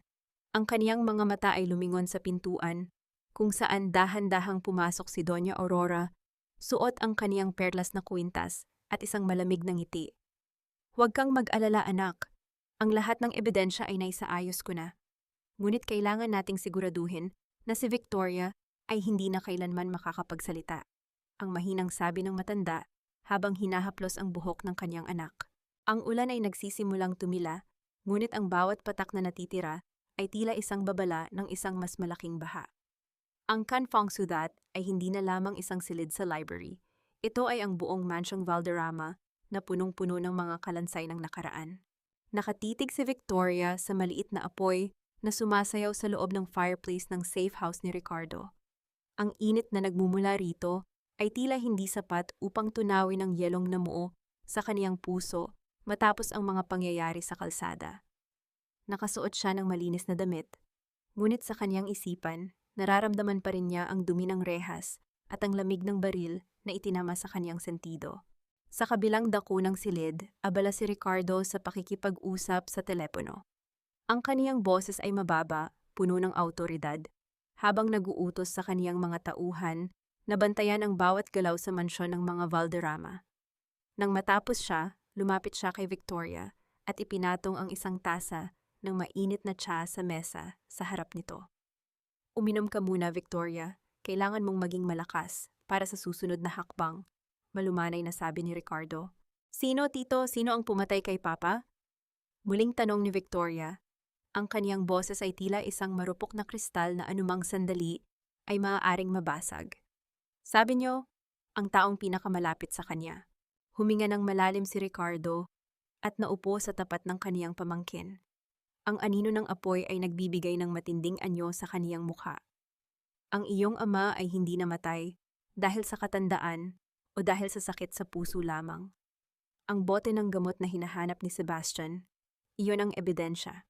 Pinalitan ang kaniyang maintenance medicine ng isang gamot na nagpapabilis ng tibok ng puso hanggang sa hindi na ito kayanin ng kaniyang katawan. At ang taong nagbibigay sa kanya ng gamot gabi-gabi. Tumigil si Ricardo, tila tinitimbang kung kaya na bang tanggapin ni Victoria ang susunod na sasabihin. Si Doña Aurora, ang dugtong ni Ricardo. Siya ang gumawa noon, hindi dahil sa galit, kundi dahil nalaman ng iyong ama na nilulustay ni Sebastian ang pondo ng kumpanya para sa mga ilegal na transaksyon sa labas ng bansa. Sinubukan ng iyong ama na baguhin ang kaniyang last will and testament upang alisin si Sebastian sa kumpanya. Hindi iyon mapapayagan ni Aurora. Ang kapangyarihan ng mga Valderrama ang kaniyang buhay at handa siyang pumatay upang manatili ito. Naramdaman ni Victoria ang isang matinding hilo. Ang kaniyang biyenan, ang babaeng tinawag niyang mama sa loob ng 15 taon, ang babaeng palaging nagsasabi sa kanya tungkol sa dangal at hiya, ang siyang pumatay sa kaisa-isang taong nagmahal sa kanya ng tunay. Isang mapait na ngiti ang sumilay sa mga labi ni Victoria habang ang mga luha ay nagsisimulang pumatak sa kanyang tsaa. Ang dangal na palagi niyang binabanggit ay nakasulat sa dugo ng aking ama, bulong ni Victoria. Sa mga sandaling iyon, bumukas ang pinto ng safe house at pumasok si Dante. Ang kaniyang mukha ay puno ng pag-aalala, ngunit may dala siyang isang laptop. Victoria, ligtas ka. Salamat sa Diyos. Dante, anong balita? Tanong ni Ricardo. Sebastian is holding a press conference bukas ng umaga sa Valderrama Plaza. Seryosong sabi ni Dante habang ipinapakita ang screen. Plano niyang i-announce ang iyong mental breakdown at ang kaniyang pansamantalang pag-assume bilang chairman at CEO. Gagamitin niya ang peking medical records na ginawa ni Aurora upang tuluyan kang sirain sa publiko. Kapag nangyari iyon, huli na ang lahat. Wala nang maniniwala sa iyo. Tumayo si Victoria. Ang kaniyang panginginig ay nawala. Pinalitan ng isang malamig at matalim na determinasyon. Hindi niya magagawa iyon, Dante. Dahil sa press conference na iyon, hindi siya ang magiging bida. Ako. Pero Victoria, wanted ka pa rin sa batas. Ang warrant of arrest laban sa iyo ay hindi pa naaalis, babala ni Dante. Hayaan mo silang dumating, sagot ni Victoria. Dante, nahanap mo ba ang kailangan ko? Tumango si Dante at nag-open ng isang file. Nakuha ko ang video footage mula sa dashcam ng sasakyan ni Sebastian noong gabi ng pagkamatay ng iyong ama. Hindi niya alam na nag-o-auto-upload iyon sa cloud ng kumpanya. Makikita roon si Aurora na lumabas mula sa kwarto ng iyong ama, dala ang bote ng gamot, at kitang-kita ang kaniyang mukha habang itinatapon ito sa ilalim ng mga rosas. Isang matalim na kislap ang lumitaw sa mga mata ni Victoria. Ang show don't tell ng kaniyang buhay ay umabot na sa rurok nito. Ang bawat hapdi, bawat sampal, at bawat panlalait na natanggap niya ay nagtipon-tipon upang maging isang malakas na sandata. Isuot mo ang iyong pinakamagandang damit, Victoria, sabi ni Ricardo habang nakatingin sa kaniyang pamangkin. Dahil bukas, ang mundo ay makakakita ng isang reyna na babangon mula sa abo ng kataksilan. Kinabukasan, sa Valderrama Plaza, ang mga mamamahayag ay nagkumpol-kumpol. Nakatayo si Sebastian sa podium, suot ang kaniyang pinakamahal na suit, habang si Doña Aurora ay nakaupo sa kaniyang likuran, tila isang reyna na nagmamasid sa kaniyang kaharian. Si Elena naman ay nasa gilid, nakangiti ng matamis para sa mga kamera. It is with a heavy heart that I announce the temporary medical leave of my wife, Victoria. Panimula ni Sebastian, ang kaniyang boses ay puno ng peking kalungkutan. The pressure of the business has taken a toll on her mental health, leading to unfortunate delusions. Ngunit bago pa siya makatapos, ang malalaking screen sa likuran niya ay biglang nag-flicker. Ang video ng kaniyang talumpati ay napalitan ng isang live feed. Ang tunog ng kumakalansing na takong sa makintab na sahig ay umalingaw-ngaw sa buong plaza sa pamamagitan ng mga speaker. Isang babaeng nakasuot ng purong puting terno ang naglalakad patungo sa stage. Ang kaniyang buhok ay maayos na nakapusod, at ang kaniyang mga mata ay nagliliyab sa kapangyarihan. Lahat ay napasinghap. Ang mga flash ng camera ay tila naging isang dagat ng liwanag. The only delusion in this room, Sebastian, is the belief that you have already won. Ang boses ni Victoria ay umalingaw-ngaw sa buong plaza, malinaw at hindi nanginginig. Nabitawan ni Sebastian ang kaniyang microphone na lumikha ng isang nakabibinging tunog ng static sa buong paligid. Ang mukha ni Doña Aurora ay naging kasing putla ng kaniyang mga perlas. Victoria, paano? Nauutal na sabi ni Sebastian. Hindi siya sinagot ni Victoria. Sa halip, lumingon siya sa mga mamamahayag at sa mga pulis na nagsisidatingan na rin sa paligid. Itinaas niya ang kaniyang kamay, hawak ang locket ng kaniyang ama. Bago ninyo ako arestuhin, gusto ko munang ipakita sa inyo ang totoong mukha ng hiya na ipinagmamalaki ng mga Valderrama, sabi ni Victoria. Sa sandaling iyon, ang video sa malaking screen ay nagsimulang mag-play.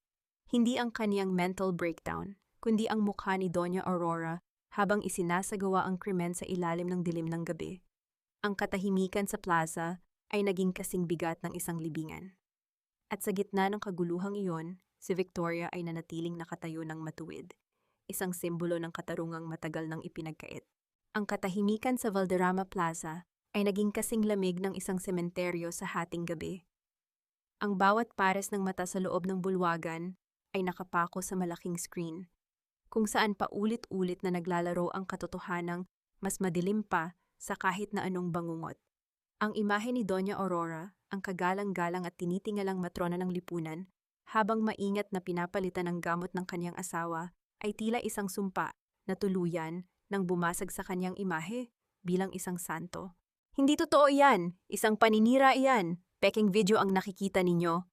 Ang paos na sigaw ni Sebastian ang kaniyang boses ay tila isang desperadong hayop na nakakulong sa gitna ng naglalagablab na apoy. Ang kaniyang mga kamay ay marahas na hinahampas ang podium na lumilikha ng isang mabigat at tila sumasamo na tunog sa kagamitan, ngunit walang nakikinig sa kanya. Dahan-dahang tumayo si Doña Aurora mula sa kaniyang upuan. Ang kaniyang mga perlas na kwintas ay tila naging mga kadenang sumasakal sa kaniyang leeg. Sa isang iglap, ang kaniyang mukha na dati ay puno ng kayabangan ay naging kasing kulubot ng isang tuyong dahon. Ang kaniyang mga labi ay nanginginig, hindi dahil sa pagsisisi, kundi dahil sa matinding hiya na ngayon ay nakabalandra sa harap ng buong bansa. Isang dahan-dahang pagputok ng kaniyang kwintas ang narinig sa katahimikan.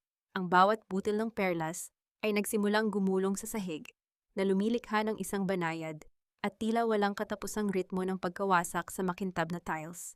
Tapos na ang pagpapanggap, Mama, ang mahinang sabi ni Victoria habang papalapit sa matanda. Ang kaniyang bawat hakbang ay may dalang bigat ng 15 taon ng pagtitiis. Ang hiya na palagi ninyong ginagamit upang patahimikin ako ay wala na sa akin. Dahil ngayon, kayo na ang kailangang humarap sa inyong sariling reflection. Sa gitna ng kaguluhan, isang pangkat ng mga pulis na pinamumunuan ni Dante at ng Tam Tuvo ang pumasok sa stage. Ang kislap ng mga posas sa ilalim ng mga spotlight ay tila naging isang malupit na paalala ng katarungang matagal nang ipinagkait. Doña Aurora Valderrama, Sebastian Valderrama, you are under arrest for the murder of Don Vicente Valderrama and for large-scale plunder, ang formal na pahayag ng opisyal. Nanginginig ang mga binti ni Sebastian habang nararamdaman niya ang lamig ng bakal sa kanyang mga pulso.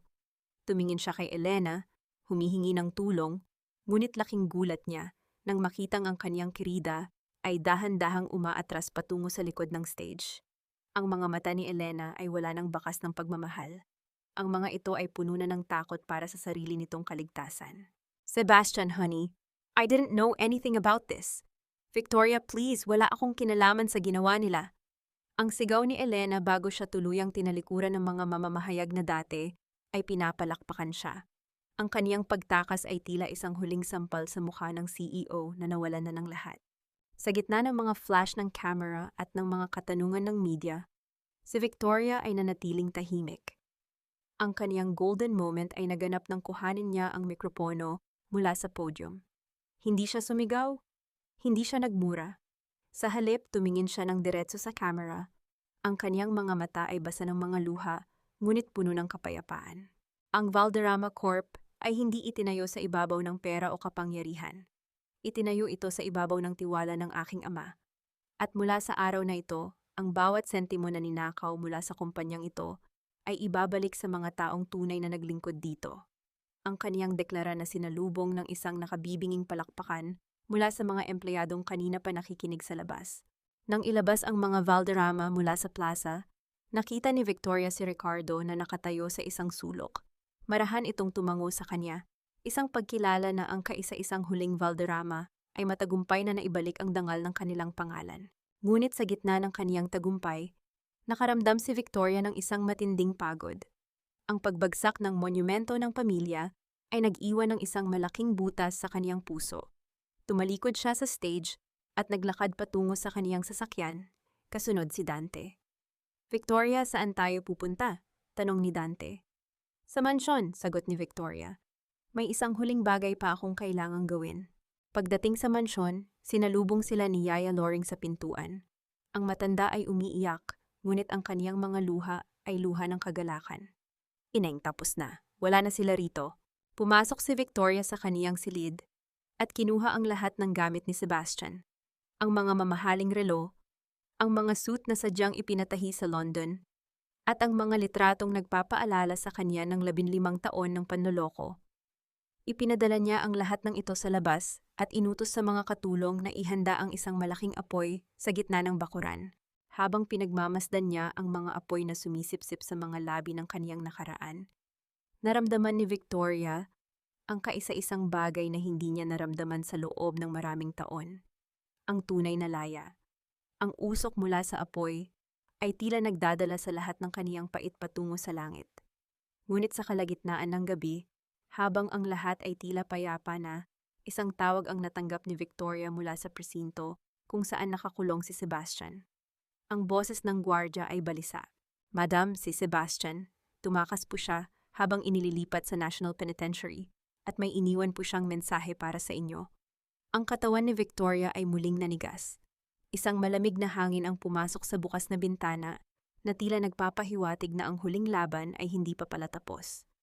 Anong mensahe? Tanong ni Victoria. Ang kaniyang boses ay tila isang matalim na kutsilyo. Sinabi po niya, "If I can't have the Valderrama name, no one will. The evidence room will be your grave." Ang bawat pintig ng puso ni Victoria ay tila isang babala na umuukit sa katahimikan ng gabi. Habang nakatayo siya sa gitna ng malawak na bulwagan ng The Evidence Room, ang kaniyang pangarap na pundasyon na malapit ng buksan, naramdaman niya ang malamig na simoy ng hangin na nagmumula sa isang bukas na bintana. Ang amoy ng bagong pintura ay hinaluan ng isang pamilyar at nakakasuffocate na bango, ang mamahaling tubako ni Sebastian. Hindi siya lumingon agad, nanatili siyang nakatingin sa portrait ng kaniyang ama na nakasabit sa dingding. Walang katahimikan sa isang pusong pilit na binubura ang bakas ng kahapon. Ang bulong niya sa kaniyang sarili, habang ang kaniyang mga daliri ay mahigpit na nakakapit sa gilid ng kaniyang mesa. You always did like the spotlight, Victoria, pero hindi mo ba naisip na ang sobrang liwanag ay nakakasilaw din? Ang boses ni Sebastian ay galing sa dilim ng sulok. Nang dahan-dahan siyang lumabas, hindi na ito ang kagalang-galang na CEO. Ang kaniyang taksido ay punit-punit, ang kaniyang mukha ay may mga gasgas, at ang kaniyang mga mata ay tila sa isang asong ulol na wala nang balak pang mabuhay. May hawak siyang isang galon ng gasolinang unti-unting tumatagas sa sahig, na lumilikha ng isang mabigat at nakakalangong amoy sa loob ng silid. Sebastian, itigil mo na ito. Tapos na ang laban. You have nothing left. Ang mahinahong sabi ni Victoria. Ang kaniyang boses ay tila isang malamig na agos ng tubig, pilit na pinapatay ang apoy ng galit sa kaniyang harap. Isang mapait na tawa ang kumawala kay Sebastian. Isang tawang puno ng kawalan ng pag-asa. Nothing, I have revenge, Victoria. Sinira mo ang pangalan ko, ipinakulong mo si Mama, at ngayon ang kaisa-isang bagay na nagbibigay sa iyo ng halaga. Susunugin ko ito sa harap mo, just like how you burned my life. Inilabas ni Sebastian ang isang lighter. Ang maliit na kislap ng apoy sa kaniyang kamay ay tila naging isang dambuhalang halimaw sa paningin ni Victoria. Ngunit sa halip na tumakbo, humakbang si Victoria palapit. Ang kaniyang bawat hakbang sa makintab na sahig ay tila tunog ng isang hukom na naglalakad patungo sa hatol. You never loved me, Sebastian, sabi ni Victoria. Ang kaniyang tinig ay puno ng isang malalim at nakakaiyak na lungkot. Ginamit mo ako, ginamit mo ang papa ko, and even now, sa huling sandali mo, ang sarili mo pa rin ang iniisip mo. You're not burning this building because of Mama. You're burning it because you can't stand seeing me happy without you. Nanginginig ang kamay ni Sebastian. Shut up! You don't know anything. I know everything, ganti ni Victoria. Alam ko ang bawat kasalanan mo. Pero alam mo kung ano ang pinakamasakit. I actually forgave you. Matagal na. But you can't forgive yourself for being a failure. Ang apoy na yan, Sebastian, hindi iyan para sa akin. Yan ang apoy na matagal na palang tumutupok sa kaluluwa mo. Isang sandali ng nakabibinging katahimikan ang naghari. Ang tanging naririnig ay ang mabilis na paghinga ni Sebastian at ang banayad na pagpatak ng gasolina sa sahig. Sa pagkakataong ito, naganap ang isang golden moment. Nakita ni Victoria ang isang maliit na frame sa gilid ng mesa. Ang tanging litrato nila ni Sebastian noong sila ay bagong kasal pa lamang, kung saan ang mga mata nito ay tila may katiting pangkatapatan. Kinuha ni Victoria ang litrato at dahan-dahang inilapag sa sahig, sa gitna ng basang gasolina. Kung gusto mong sunugin ang lahat, simulan mo rito. Sunugin mo ang huling alaala ng lalaking minahal ko. Dahil pagkatapos nito, wala nang matitira sa iyo kundi ang abo ng sarili mong pride. Bumagsak ang balikat ni Sebastian. Ang kaniyang mga mata ay napuno ng luha. Ang galit ay biglang napalitan ng isang matinding kapaguran. Binitiwan niya ang galon na lumikha ng isang mabigat na tunog sa sahig. Ang lighter ay nanatiling nakasara sa kaniyang palad.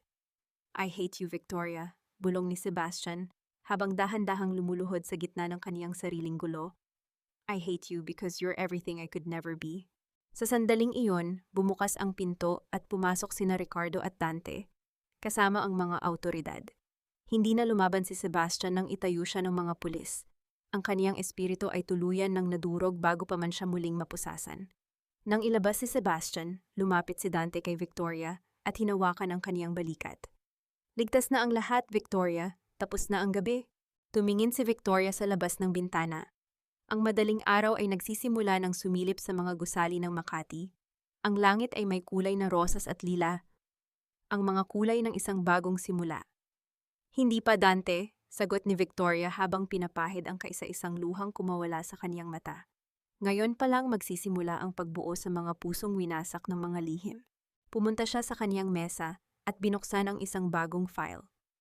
Sa itaas nito, nakasulat ang pangalan ng isang babaeng humihingi ng tulong laban sa kaniyang mapangaping asawa.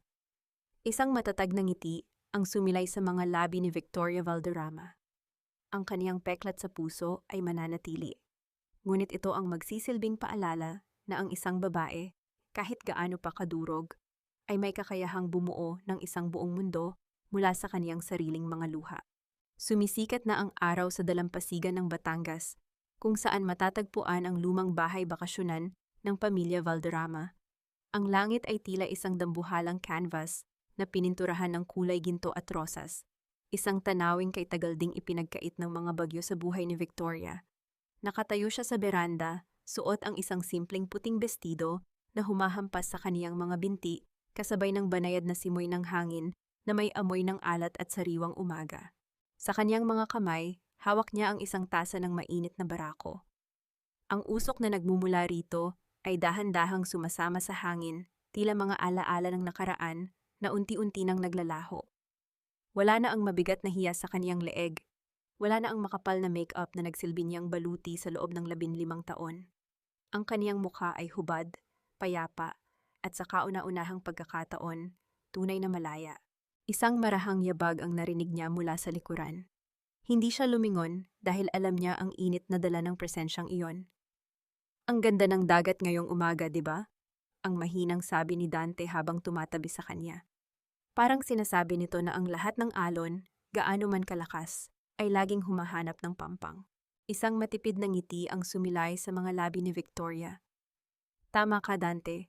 Minsan kailangan lang nating hayaan ang ating mga sarili na maanod ng agos hanggang sa matagpuan natin ang lugar kung saan tayo tunay na kabilang. May balita na mula sa korte, pagpapatuloy ni Dante, ang kaniyang boses ay puno ng pag-iingat. Sebastian will spend the rest of his life behind bars. Doña Aurora, she's being moved to a hospital facility due to her deteriorating health. Wala na silang kapangyarihan na saktan ka pa. Huminga ng malalim si Victoria.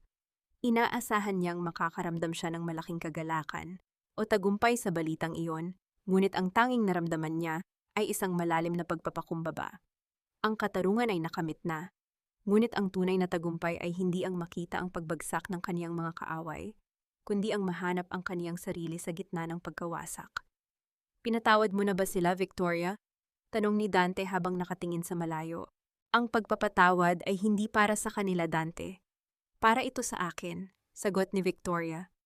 Kung mananatili ang galit sa puso ko, sila pa rin ang may-ari ng buhay ko, kahit nasa loob na sila ng rehas. Pinatawad ko na ang sarili ko sa pananatiling bulag. Pinatawad ko na ang kahapon. At sa pagpapatawad na iyon, doon ko natagpuan ang aking paglaya. Lumapit si Yaya Loring, bitbit ang isang plato ng kakanin. Ang kaniyang mga mata ay nagniningning habang pinagmamasdan ng dalawa. Ineng, may mga bagong sulat na dumating sa The Evidence Room. Maraming kababaihan ang nagpapasalamat sa iyo. Sabi nila, ikaw ang nagbigay sa kanila ng boses, nang akala nila ay wala na silang karapatang magsalita. Doon naramdaman ni Victoria ang tunay na init sa kaniyang dibdib. Ang kaniyang sakit ay naging gamot para sa iba. Ang kaniyang pagkawasak ay naging pundasyon para sa mas matibay na tahanan ng pag-asa. Tumingin si Victoria kay Dante, at sa kaniyang mga mata ay may isang katanungang matagal nang naghihintay ng sagot. Hindi sila nagmadali. Ang pag-ibig, gaya ng paghilom, ay isang dahan-dahang proseso. Inabot ni Dante ang kamay ni Victoria at marahan itong pinisil. Isang pangako ng pagsasama na hindi na kailangan pang dumaan sa mga marangyang gala o mga peking ngiti. Handa ka na bang bumalik sa Maynila bukas? Tanong ni Dante. Handa na ako, sagot ni Victoria. Pero sa pagkakataong ito, hindi na ako babalik bilang asawa ni Sebastian Valderrama. Babalik ako bilang si Victoria, ang babaeng natutong mahalin ng kaniyang mga peklat. Habang ang araw ay tuluyan ng sumikat, ang dalampasigan ay napuno ng liwanag. Ang mga alon ay patuloy na humahalik sa buhangin, tila isang ritual ng paglilinis sa bawat bakas ng nakaraan. Sa bawat tibok ng puso ni Victoria, nararamdaman niya ang bulong ng kaniyang ama mula sa langit. Isang mensahe ng pagmamalaki at pagmamahal. Ang katotohanan ay masakit, ngunit ito lamang ang tanging susi na magbubukas sa pinto ng tunay na kaligayahan. At sa huling sandali ng kwentong ito, ang Can Fong Sudat ay hindi na isang madilim na silid ng mga lihim, kundi isang malawak na mundo kung saan ang bawat babae ay may kapangyarihang isulat ang kaniyang sariling wakas. Isang mapayapang buntong hininga ang kumawala sa mga labi ni Victoria habang nakasandal siya sa balikat ni Dante. Tapos na ang gabi, at ang umaga ay punong-puno ng pangako.